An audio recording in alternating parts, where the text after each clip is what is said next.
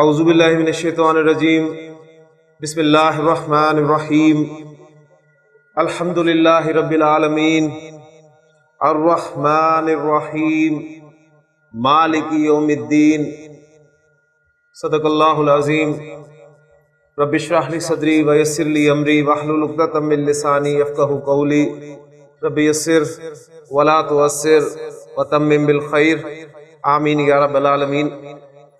سورۃ الفاتحہ کی 3 آیات میں نے آپ کے سامنے تلاوت کی ہیں، اور یہ 3 آیات تلاوت کرنے کا مقصد یہ ہے کہ آج انشاءاللہ تعالی ہم ان تینوں آیات کو گرامیٹیکلی انالائز کریں گے، اس لیے کہ جو سبق ہمارا چل رہا ہے وہ جملہ اسمیہ میں جار مجرور کا بطور قائم مقام خبر یا خبر کے آنا تازہ کر لے۔ ہم نے دیکھا تھا کہ جملہ اسمیہ کے جو 2 بنیادی اجزاء ہیں مبتدا اور خبر، اس میں ایک تیسرا جز ہم نے ایڈ کیا تھا متعلق خبر کا، یعنی ایک جار مجرور ہمارا ایڈ ہوا تھا جملہ اسمیہ میں، اور اسے ہم نے نام دیا تھا کہ یہ متعلق ہوتے ہیں، اور جملہ اسمیہ میں عام طور پہ یہ خبر کے متعلق ہی ہوتے ہیں، تو اس لیے ہم نے انہیں نام دے دیا تھا کہ یہ متعلق خبر ہے۔ خبر پر جو بھی لفظ ہوگا ہم اس کو یہ بھی کہہ سکتے ہیں کہ یہ متعلق اس لفظ کے ہیں، جیسے حدیث آپ کے سامنے آئی تھی کہ طلب العلم فریضۃ علی کل مسلم، تو طلب العلم آپ کا مبتدا ہوا تھا، فریضۃ آپ کی خبر ہوئی تھی، اور علی کل مسلم یہ جار اور مجرور مل کے متعلق ہو گئے تھے فریضہ کے، تو یہ متعلق فریضۃ اس طرح بھی کہا جا سکتا ہے، متعلق خبر بھی کہا جا سکتا ہے۔ بہرحال بات اصل میں سمجھ میں یہ آنی چاہیے کہ جار مجرور ہمیشہ کسی نہ کسی کے متعلق ہی ہوں گے، اور جملہ اسمیہ میں وہ آپ کو عام طور پر خبر کے متعلق ہی ملتے ہیں۔ پھر اگلی بات ہمارے سامنے یہ آئی تھی کہ جملہ اسمیہ میں بعض مرتبہ خبر موجود نہیں ہوتی، اور وہ جو جار مجرور ہے وہ خبر کی جگہ لے لیتا ہے۔ اب خبر کی غیر موجودگی میں اس جار مجرور کو آپ کیا کہیں گے؟ اب اس کو آپ قائم مقام خبر کہیں گے، یا پھر مجرد خبر بھی کہہ سکتے ہیں کہ خبر ہے۔ کہ بس آپ کے ذہن میں یہ ہونا چاہیے کہ یہ اصل میں متعلق خبر تھا، اب خبر کی غیر موجودگی میں یہ قائم مقام خبر کا کام دے، یا قائم مقام آپ کو پتا ہے بمقام اس کے ہی ہوتا ہے، تو اس لیے اس اعتبار سے خبر بھی کہا جا سکتا ہے۔ اچھا، اب آپ کو ایسے بے شمار جملے ملیں گے جن میں خبر جو ہے وہ موجود نہیں ہوگی، آپ نے جار مجرور کو خبر کہنا ہے، ٹھیک ہے، لیکن ذہن میں یہ رکھنا ہے کہ یہ قائم مقام خبر ہے، اور اس سے بھی اوپر والی بات کہ یہ اصل میں متعلق خبر تھا۔ تو جب بھی ایسے آپ کو جملے ملیں گے تو آپ کو خبر تلاش کرنے کی ضرورت نہیں ہے کہ وہ خبر کیا تھی، آپ کے جملے انشاءاللہ تعالیٰ بننے جو ہے شروع ہو جائیں گے۔ جیسے کہ یہ جو آیات 3 میں نے آپ کے سامنے تلاوت کی ہے سورۃ الفاتحہ کی، ان کو ہم دیکھتے ہیں گرامیٹیکلی، اس میں بھی بالکل یہ اسلوب آپ کے سامنے آیا، لیکن اس سے پہلے چند جملے مزید میں آپ کے سامنے رکھتا ہوں جس میں آپ مجھے بتائیں گے کہ یہ مبتدا ہے اور یہ خبر ہے، یا وہ قائم مقام خبر جس کو ہم خبر کہہ رہے ہیں وہ ہے۔ تو اس کے لیے ہم بورڈ پہ جو ہے چند جملے پہلے کرتے ہیں، پھر انشاءاللہ تعالیٰ ان آیات کو دیکھتے ہیں۔ جی، میں کہتا ہوں کہ قلم میرے ہاتھ میں ہے، ٹھیک ہے، قلم میرے ہاتھ میں ہے، جملہ میں آپ کے سامنے لکھ رہا ہوں بورڈ پہ۔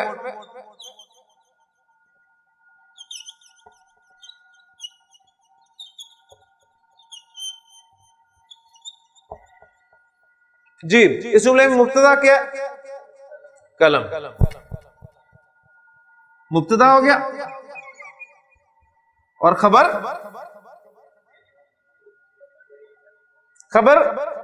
اصل میں موجود نہیں ہے، ٹھیک ہے، میرے ہاتھ میں یہ آپ کا ایک مرکب جاری ہے، جار مجرور ہے، وہ خبر کی غیر موجودگی میں خبر کا کام دے رہا ہے، ٹھیک ہے، اصل میں یہ متعلق خبر ہے، لیکن خبر کی غیر موجودگی میں بار بار دہرا رہا ہوں تاکہ بات آپ کو پکی ہو جائے.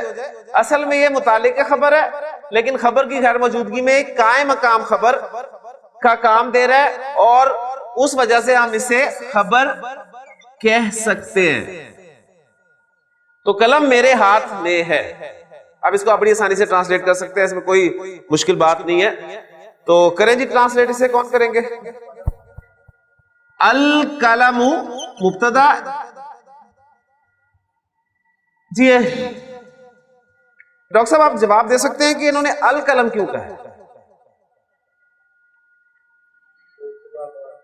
مبتدا معرفہ ہوتا ہے, مبتدا معرفہ ہوتا ہے, لہٰذا آپ جب بھی کسی اسم کو مبتدا بنا کر لائیں گے تو اس کا معرفہ ہونا ضروری ہے, لہٰذا آپ اس پر الف لام داخل کر کے لا رہے ہیں القلم. اب میرے ہاتھ میں, اب اس کنسٹرکشن کو سمجھ لیں. میرا ہاتھ کیا عربی ہے جی؟ میرا ہاتھ, میرا ہاتھ, میری کتاب کتابی, میرا ہاتھ یدی, میرے ہاتھ میں فی لگتا ہے میں کے لیے, اور فی کے بعد آپ کا مضاف جو ہے وہ حالت جر میں جائے گا. ٹھیک ہے, اب یا کی ڈیمانڈ, جب فی نہیں تھا تو جب آپ نے کہا یدی تو اس وقت وہ ید جو ہے وہ حالت رفع میں تھا. فالو کر رہے ہیں نا؟ جب فی نہیں تھا تو اس وقت ید کا لفظ جو ہے وہ حالت رفع میں تھا, لیکن وہ یا کی ڈیمانڈ کی وجہ سے آپ دیکھ لیں گے یدی کی صورت میں آ رہا تھا. اب وہ فی کی وجہ سے ید کا لفظ جو ہے وہ حالت جر میں چلا گیا, اور یا کی ڈیمانڈ جو ہے وہ بالکل پوری ہو رہی ہے کہ اس سے پہلے زیر ہونا چاہیے. تو القلم فی یدی, قلم میرے ہاتھ میں ہے. پورا جملہ ہو گیا, ٹھیک ہو گیا. انالیسس ذرا کرتے ہیں اس کا. دانش, القلم مبتدا, فی جارا,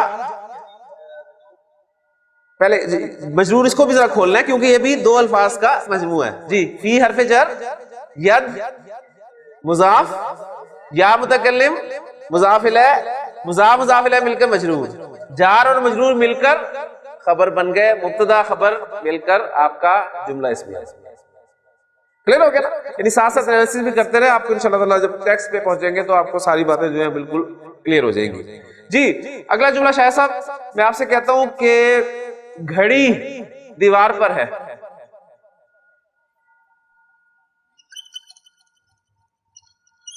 گھڑی دیوار پر ہے. جی اس میں مبتدا کیا ہے شاہد صاحب؟ اس میں مبتدا گھڑی ہے اور خبر ہاں جی دیوار پر ہے. اب آپ اس کے عادی ہو جائیں گے بجائے اس کے کہ آپ اس اسٹیپ کو آپ سکپ کر دیں کہ خبر نہیں ہے, اس کی جگہ پر یہ جار مجرور جو ہے وہ خبر کا کام دے رہا ہے. بس اب یہ ہم اسے خبر کہہ سکتے ہیں, تو دیوار پر ہے یہ خبر ہے. جی الساعۃ ماشاءاللہ مبتدا معرفہ ہوتا ہے, لہذا گھڑی پر الف لام داخل کرنا ضروری ہے. الساعۃ, الساعۃ کسی دیوار پر ہے, ہاں الف لام داخل کریں, دیوار پر الف لام داخل کریں, کیونکہ جب میں کہہ رہا ہوں گھڑی دیوار پر ہے تو دیوار سے مراد کوئی متعین دیوار ہے. یعنی اگر آپ اسے نکرہ لاتے ہیں علی جدارن کہتے ہیں تو اس کا مطلب ہے کسی دیوار پر ہے, لیکن میں کہنا چاہ رہا ہوں کہ وہ دیوار پر ہے تو علل جداری.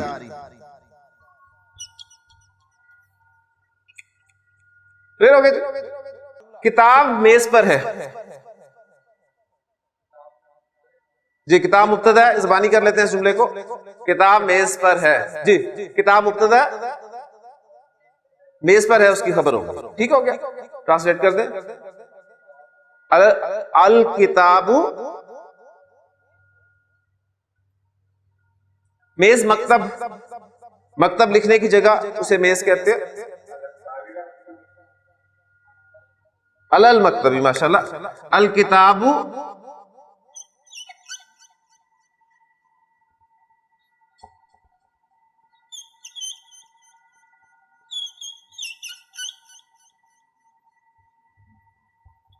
علل مکتب. الکتاب مبتدا, علی جار, المکتب مجرور, جار مجرور مل کے خبر مبتدا خبر مل کے جملہ اسمیہ ہو گیا. کتاب میری میز پر ہے. الکتاب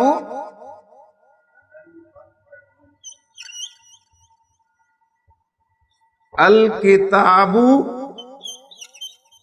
جی علل مکتبی.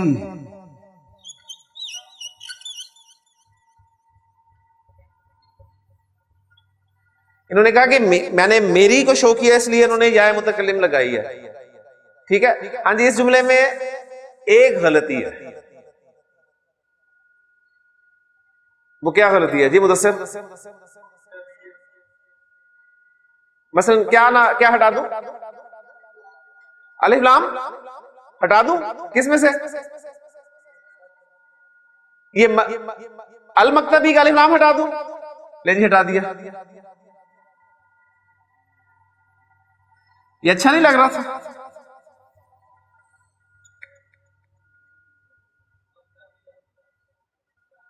الا مکتبی, الل مکتبی, الا مکتبی. ہاں جی, کون سے صحیح ہے اس میں سے؟ جی ماشاءاللہ, بڑے ذہین لوگ بیٹھے ہیں کلاس میں. جی گلزار صاحب جی الف لام لگے گا. جی فاران سوری, الف لام لگے گا. دانش لگے گا. ماشاءاللہ پرانے ہمارے اسٹوڈنٹس لگے گا. حافظ صاحب نہیں لگے گا. ماشاءاللہ کوئی اختلاف ہونا چاہیے, ظاہر بات ہے, اس میں کوئی ایسی بات نہیں. ڈاکٹر صاحب الف لام لگے گا یا نہیں لگے گا؟ جو اچھا جو کہہ رہے ہیں نہیں لگے گا وہ وجہ تو بتائے. ہاں ہاں, میری کتاب پہ نہیں لگتا. اچھا سوری, میری میز ہے, یعنی میز میری ہے. اگر آپ کی میز ہوتی تو لگ جاتا.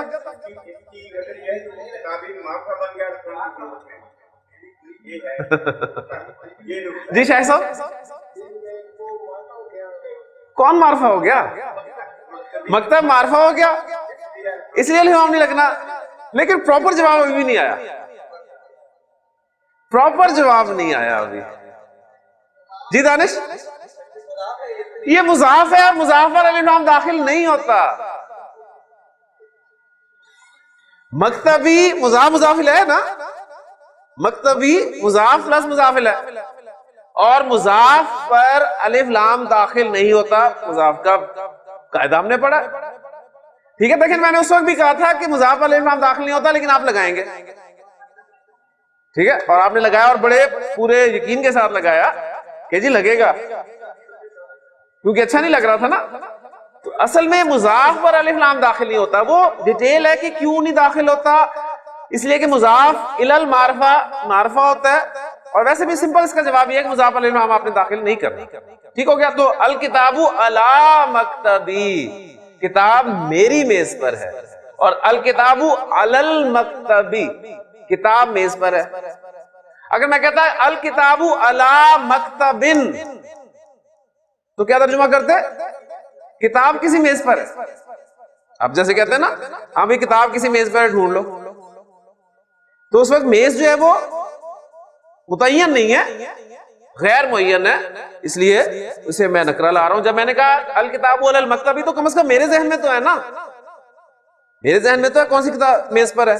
یا ہو سکتا ہے آپ کو بھی پتا ہو کہ میں کس میز کی بات کر رہا ہوں, کمرے میں ایک ہی میز ہے, اس پر ہوگی. ٹھیک ہے, تو یہ الحمدللہ ایک کنسیپٹ آپ کا الحمدللہ کلیئر ہو گیا. آپ نہیں بھولے گا انشاءاللہ آپ کو یہ کہ مکتبی پر الف لام داخل کیوں نہیں ہونا. لے جی, اب آتے ہیں سورۃ الفاتحہ کی 3 آیات کی طرف. پہلی آیت ہے الحمدللہ, تمام تعریفیں اللہ کے لیے ہیں. اب دیکھیں بالکل وہی آپ کا جملہ بن رہا ہے, تمام تعریفیں اللہ کے لیے ہیں. تو کیا عربی کریں گے اس کی؟ الحمد للہ. الحمد آپ کا مبتدا ہو گیا, اور للہ لام جارہ اسم اللہ مجرور جار مجرور مل کر خبر بن گئے الحمد کے لیے. تو الحمدللہ ہی تمام تعریفیں اللہ کے لیے ہیں، اور تمام کا مفہوم کہاں سے پیدا ہو رہا ہے؟ ال سے پیدا ہو رہا ہے. ٹھیک ہے، ایک تو مبتدا کی صورت میں اس میں الف لام لگنا ہی لگنا تھا، لیکن الف لام جو مختلف مفہوم دیتا ہے اس میں ایک مفہوم یہ بھی ہے کہ وہ تمام کو بھی کور کر لیتا ہے، اس لیے آپ اس کا ترجمہ کریں گے الحمدللہ ہی تمام تعریفیں اللہ کے لیے ہیں. کلیئر ہو گیا جی؟ اس میں آپ کو پتا چل گیا کہ جی اسم اللہ جو ہے وہ جر میں ہے، کیوں؟ حرف جر لام کی وجہ سے. اب مزید آگے چلتے ہیں. الحمدللہ رب العالمین.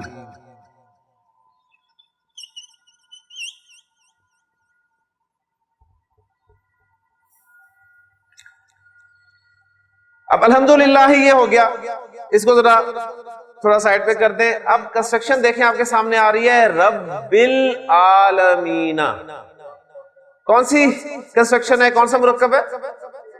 مرکب اضافی، مضاف اور مضاف الیہ. رب جو ہے وہ مضاف ہے الف لام کے بغیر، ہلکے اعراب کے ساتھ. کنفرم آپ نے اس وقت کرنا ہے جب اگلا اسم آپ کو حالت جر میں نظر آئے. تو یہ حالت جر میں آپ یاد آ رہے ہیں؟ تو العالمین اصل میں جمع مذکر سالم لفظ ہے، لہذا جمع مذکر سالم کا اعراب العالمون اور العالمین حالت رفع اور نصب اور جر میں شو کیا جاتا ہے. تو کنسٹرکشن آپ کے سامنے بنی، مضاف مضاف الیہ مرکب اضافی. اچھا، العالمین حالت جر میں ہے، وجہ پتہ چلتی ہے کہ مضاف الیہ. اب سوال پیدا ہوتا ہے کہ رب یہ جر میں کیوں ہے؟ ٹھیک ہے، ویسے کنسٹرکشن تو بنتی تھی نا رب العالمین، تمام جہانوں کا رب. تو یہ رب کیوں حالت جر میں ہے؟ اس لیے کہ یہ اللہ کی صفت ہے، اسم اللہ حالت جر میں ہے، لہذا ہم اس رب کو اسم اللہ کی صفت بنا رہے ہیں. مطابقت ضروری ہوتی ہے. ٹھیک ہے، اس لیے اب آپ اس کا ترجمہ کر سکتے ہیں، یعنی یہاں تک الحمدللہ رب العالمین کا تمام تعریفیں تمام جہانوں کے رب اللہ کے لیے. کلیئر ہو گیا نا؟ یعنی ہم پہلے صفت کو بولتے ہیں پھر موصوف کو لاتے ہیں. تو اس لیے ہم نے جب اس کنسٹرکشن کو مضاف مضاف الیہ کو صفت قرار دیا اللہ کی، تو پہلے اس صفت کو ٹرانسلیٹ کریں گے، پھر موصوف کو لائیں گے اور پھر اسے کمپلیٹ کریں گے جار مجرور کے ساتھ. تو تمام تعریفیں تمام جہانوں کے رب اللہ کے لیے. کلیئر ہو گیا؟ تو الحمدللہ رب العالمین. اس کے بعد آگے دیکھتے ہیں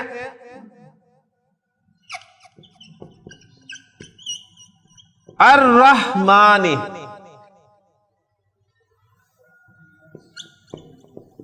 الرحیم. اب آگے دیکھا تو الرحمن بھی جر میں ہے، الرحیم بھی جر میں. ٹھیک ہے، یہ دونوں بھی اللہ کی صفات ہے. ٹھیک ہو گیا؟ آپ ترجمے کا ذرا اور لمبا کر دیں.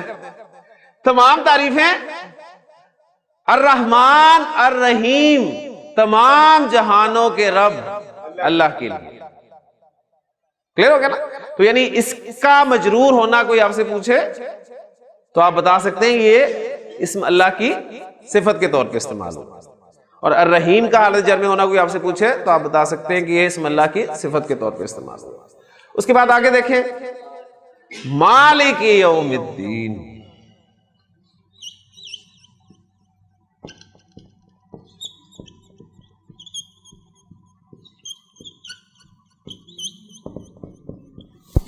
کون سا مرکب ہے جی؟ مرکب اضافی. مرکب اضافی میں کون سا؟ پیچیدہ مرکب اضافی. پیچیدہ مرکب اضافی ایسا مرکب اضافی جس میں ایک سے زائد مضاف اور مضاف الیہ تین اسماء استعمال ہو رہے ہیں. تو ترجمہ کریں گے بدلے کے دن کا مالک. ٹھیک ہے نا؟ یوم الدین بدلے کا دن، اور بدلے کے دن کا مالک مالکو یوم الدین. ایسے ہی بناتے تھے نا. مالک ہم نے کنسٹرکشن جو بنائی اس میں مالکو، کیونکہ ہم نے مضاف کو رفع میں رکھا تھا، لیکن یہاں پر پھر مالک جو ہے آپ کو حالت جر میں نظر آ رہا ہے، لہذا یہ پورا مرکب بھی آپ اللہ کے ساتھ ہی جوڑیں گے، یعنی یہ بھی اللہ کی صفت. کلیئر ہو گیا نا؟ تو طارق صاحب آپ نے سوال کیا تھا نا یہ 3-4 آیتیں ایک جملہ کیسے ہو سکتی ہیں؟ تو یہاں تک یہ ایک ہی جملہ ہے. الحمدللہ رب العالمین الرحمن الرحیم مالک یوم الدین. آپ اسی حساب سے صفات کو پہلے ٹرانسلیٹ کریں تو ترجمہ دیکھیں کیا بنے گا. تمام تعریفیں بدلے کے دن کے مالک الرحمن الرحیم تمام جہانوں کے رب اللہ کے لیے. یہ ایک گرامر کے اسٹوڈنٹ کا ترجمہ یہ ہونا چاہیے. ٹھیک ہے. ہاں ہمارے اردو میں ہم صفات کو عام طور پر جو لفظ کے ساتھ بھی بیان کر دیتے ہیں. مثلا میں کہتا ہوں دانش کی میں اگر صفات بیان کرنا چاہوں تو میں ان کے بارے میں کسی کو بتاؤں کہ جی یہ دانش ہیں جو نہایت محنتی ہیں، ذہین ہیں، ٹھیک ہے، وقت پر آنے والے ہیں. اب یہ میں دانش کی صفات بیان کر رہا ہوں اور تمام کی تمام صفات میں جو کے ساتھ بیان کر رہا ہوں، جو ذہین ہیں، جو محنتی ہیں، جو وقت پر آتے ہیں. اب یہ جو آتے ہیں جو کر کے کر رہا ہوں نا، تو یہاں بھی آپ اسی طرح صفات بیان کر سکتے ہیں اللہ کی کہ تمام تعریفیں اللہ کے لیے ہیں جو رب العالمین ہے، جو الرحمن ہے، جو الرحیم ہے، جو بدلے کے دن کا مالک ہے. تو دونوں طرح سے ترجمے آپ کے سامنے آ گئے. تو الحمدللہ جی ہماری سورۃ الفاتحہ کی ابتدائی 3 آیات بھی گرامیٹیکلی مکمل ہو گئی ہیں. ہم نے بسم اللہ الرحمن الرحیم بھی گرامیٹیکلی کر لی ہے، ٹھیک ہے، اور سورۃ الفاتحہ کی ابتدائی 3 آیات بھی ہو گئی ہیں. اب ایک کانسیپٹ میں آپ کو اور دیتا ہوں اور پھر انشاءاللہ تعالی نیکسٹ لیکچر میں ہم اپنا نیا ٹاپک جو ہے شروع کریں گے. دیکھیں یہی جملہ آپ کے سامنے لکھ رہا ہوں، الحمدللہ.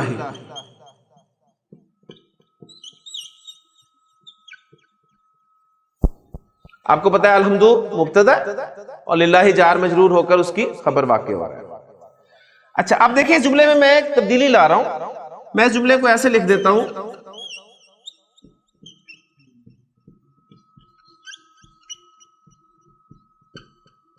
للہ الحمد. میں نے کیا کیا جملے میں؟ تبدیلی کی ہے، وہ تو کی ہے میں نے، لیکن کس قسم کی تبدیلی کی ہے؟ میں نے خبر کو مبتدا سے پہلے استعمال کیا، یہی کیا نا. اچھا اب آپ یہ نہیں کہیں گے کہ اب یہ للہ جو ہے یہ آپ کا مبتدا اور الحمد جو ہے یہ خبر ہوگی، ایسا نہیں ہے. کیونکہ سامنے والے جملے کو آپ دیکھیں گے جو اس سے اوپر لکھا ہوا ہے تو اس میں الحمدللہ میں الحمد مبتدا اور للہ جو ہے وہ جار مجرور ہو کر خبر واقع ہو رہی ہے.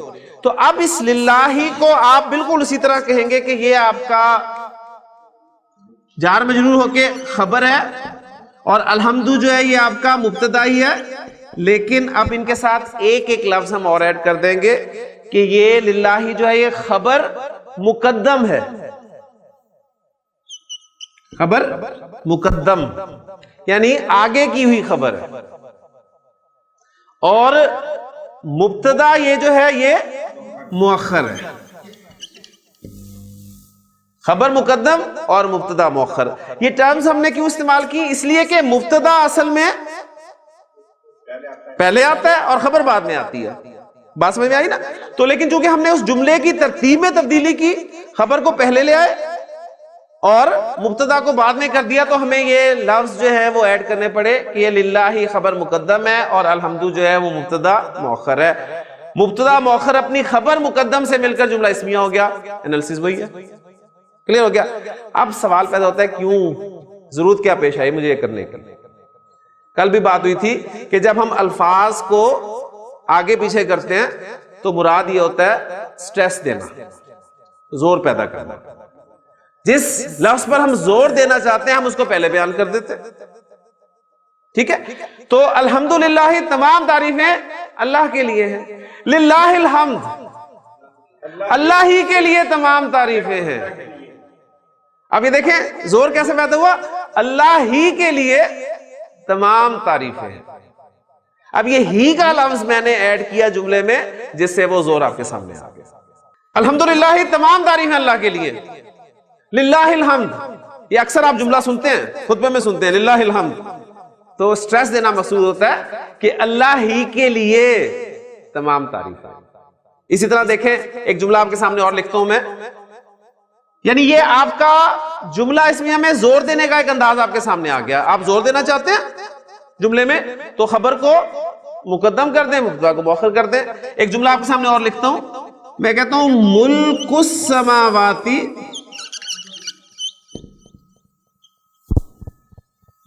والارض. اب دیکھیں میں صرف اہم حرکات لگا رہا ہوں، ٹھیک ہے نا، تمام حرکات جو لفظ کی ہیں وہ نہیں لگا رہا، بس آپ کو پتا ہونا چاہیے کہ اسے آپ نے کیا بولنا ہے. ملک السماواتی والارض کیا ترجمہ ہوگا؟ آسمانوں اور زمین کی بادشاہت. ٹھیک ہے، آسمان و زمین کی بادشاہت للہ. یہ آپ کا مبتدا ہو گیا سارا، اور للہ خبر. بالکل اسی طرح الحمدو کی جگہ میں نے ملک السماوات والارض کر دی. ملک السماوات والارض للہ، آسمان و زمین کی بادشاہت اللہ کے لیے. اب میں اس میں جملے میں زور پیدا کرنا چاہتا ہوں تو کیا کروں گا؟ للہ ملک السماوات والارض. تو اب ترجمہ کیا کریں گے؟ آسمان و زمین کی بادشاہت اللہ ہی کے لیے ہے. ٹھیک ہے، یعنی آپ لازمی نہیں کہ اردو میں بھی اس للہ کا ترجمہ پہلے کریں، ضروری نہیں ہے بس وہ ہی کا لفظ جو ہے وہ اس زور کو بیان کر دے گا، تو آپ کو پتا چلے گا. اس لیے آپ دیکھتے ہیں قرآن مجید میں کیا ہے، لہو ملک السماوات والارض. اللہ کی جگہ پر اگر میں ضمیر لاؤں تو کیا بن جائے گا؟ لہو، یعنی ملک السماوات والارض لہو،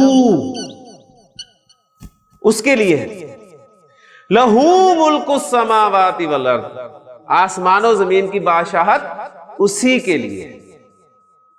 سورۃ المنافقون میں کیا الفاظ ہیں کہ ہم الذین یقولون لا تنفقوا علی من عند رسول اللہ حتی ینفضوا.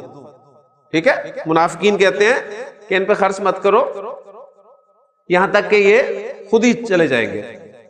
ٹھیک ہے، اور پھر آگے الفاظ ہیں کہ یہی کہتے ہیں کہ ہم ضرور بھی ضرور جو ہیں عزت والے وہ جو ذلیل ہیں انہیں مدینے سے باہر نکال دیں گے. تو اس میں بڑے خوبصورت الفاظ ہیں، وَلِلَّهِ الْعِزَّةُ لِلَّهِ الْعِزَّةُ وَلِرَسُولِهِ وَلِلْمُؤْمِنِينَ.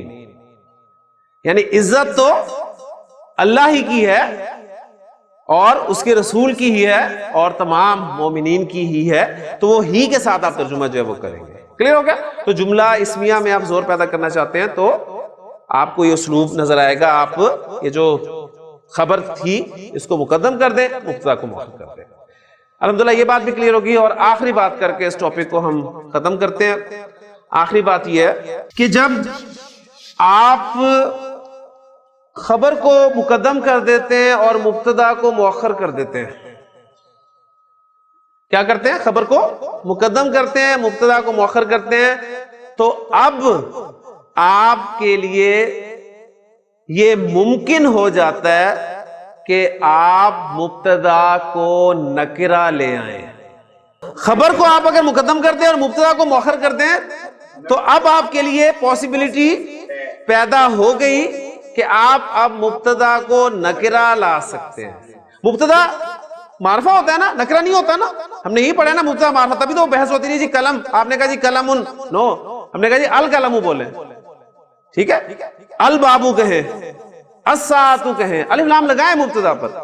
مبتدا آپ نے معرفہ لانا، یہ ہم نے رول پڑھا ہے. ٹھیک ہے، کیونکہ مبتدا معرفہ ہوتا ہے، خبر عام طور پہ نکرہ ہوتی ہے. لیکن جب یہ اسلوب پیدا ہو گیا، ٹھیک ہے، تو اب آپ کے لیے پاسبلٹی ہے کہ آپ اس مبتدا کو نکرہ لا سکتے ہیں. مثلا اگر میں آپ کو کہوں کہ فی البیتی رجل،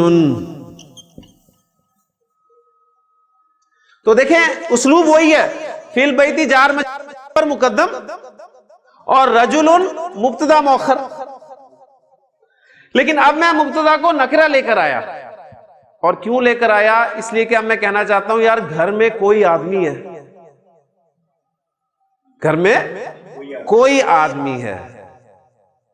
یعنی آپ جب گھر سے گئے تھے تو تالے لگا کے گئے تھے، جب واپس آئے تو آپ نے دیکھا کہ تالے جو ہیں وہ ٹوٹے ہوئے اور کچھ آوازیں آ رہی ہیں. تو آپ کی زبان سے جو جملہ نکلے گا وہ کیا نکلے گا؟ یار گھر میں کوئی آدمی ہے. اب وہ کوئی کر رہے ہیں نا آپ اسے، یعنی رجلن اب شو کر رہا ہے نکرہ. تو یہ اصل میں مقصود بتانا یہ ہے آپ کو کہ کہیں آپ یہ نہ سمجھیں کہ جی یہ رجلن جو یہ خبر ہے، وہ فی البیتی یہ خبر ہے، یعنی آپ یہ کہیں بنا دیں کہ جی فی البیتی جار مجرور ہو کے مبتدا بن گیا. کیونکہ انالیسس ماشاءاللہ آپ نے اب کرنا ہے تو ہو سکتا ہے آپ اپنا انالیسس شروع کر دیں.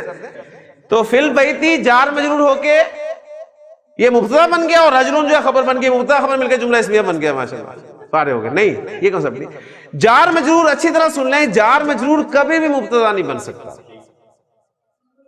گرامر والے کہتے ہیں کہ جار مجرور کبھی بھی مبتدا نہیں بن سکتا. جار مجرور خبر تو بن سکتا ہے، جار مجرور خبر تو بن سکتا ہے، اور کب بن سکتا ہے؟ وہ خبر کی غیر موجودگی میں بن سکتا ہے، لیکن جار مجرور کبھی بھی مبتدا نہیں بن سکتا. بہت اہم کانسیپٹ ہے، بہت اہم کانسیپٹ ہے، اس لیے کہ آگے اسی کانسیپٹ پہ باتیں چلیں گی. اس کی بہت ساری ایگزامپل آپ کے سامنے ہیں. آپ سورۃ البقرہ کی آیات سامنے رکھیں، اس میں اللہ تعالیٰ نے جو ذکر کیا ہے پہلے رکوع کے میں ہی ذکر ہوا ہے کہ ان الذین کفروا سواء علیہم اانذرتہم ام لم تنذرہم لا یؤمنون ختم اللہ علی قلوبہم وعلی سمعہم. اور پھر آگے ایک وقف ملتا ہے آپ کو چھوٹا سا، اور پھر لکھا ہوتا ہے وعلی ابصارہم.